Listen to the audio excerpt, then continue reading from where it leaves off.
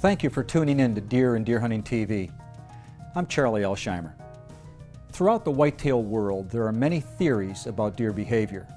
Today we'll take a close look at how food dominates a whitetail's life throughout the year. What we're about to share with you will give you greater insight into whitetail behavior and help shape your hunting strategies. So stay tuned. Throughout all the deer world, most experts agree that 98% of the time, food dictates both male and female deer movements from sunup to sundown and all through the night.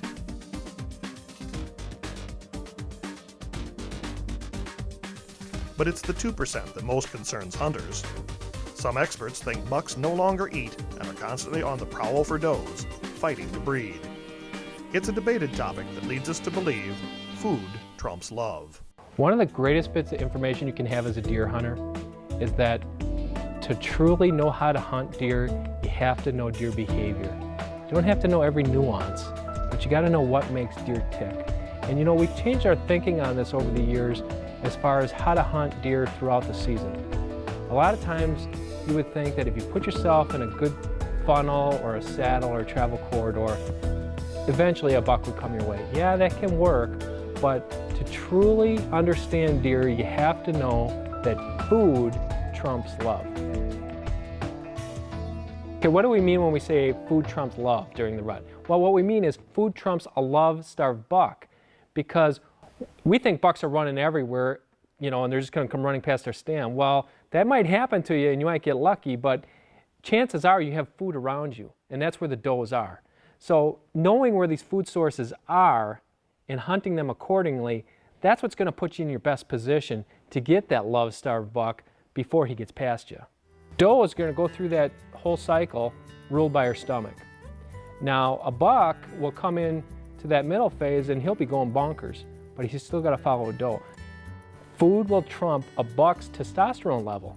A buck, his testosterone level rises throughout the rut, and he's not the same animal anymore. But you know what? A doe is always the same animal. So a buck's going to be chasing a doe. The doe is always ruled by her stomach. She's always going to where the food is. That's crucial to know when you're hunting deer throughout the season. Now we break this down throughout the 3 phases of the rut. We call them the seeking phase, the chasing phase, and the breeding phase. So how can you use this as a hunter? Well, let's start with the seeking phase. During the seeking phase, where's a buck going to be? A buck's going to be going from doe group to doe group to doe group. He's going to be looking for that first estrus doe. Where are the does going to be? The does are going to be at where the food is. Is it going to be acorns? Is it going to be a food plot? Is it going to be a crop field? Wherever the preferred food source is, that's where the does are going to be, and eventually a buck's going to come by. So when you hunt those doe groups early, you're going to catch a buck coming to check them out. What about the chasing phase? Well, yeah, this is a dream part of the rut. And this is what you see in everybody else's videos, TV shows. You see these bucks going bonkers. And guys are killing these bucks that are just doing things that bucks normally don't do. How do you hunt this phase? Is it by accident? No, it's not by accident. The way to hunt this phase is to strategically place yourself between food sources. This is where you need to be hunting a travel corridor, a pinch point, a saddle in the woods, some place where deer are traditionally going to travel from food source to food source. Because what a buck's doing is he's chasing these does through these areas, and that doe's going for food. She's still ruled by food, but she's got something on her tail.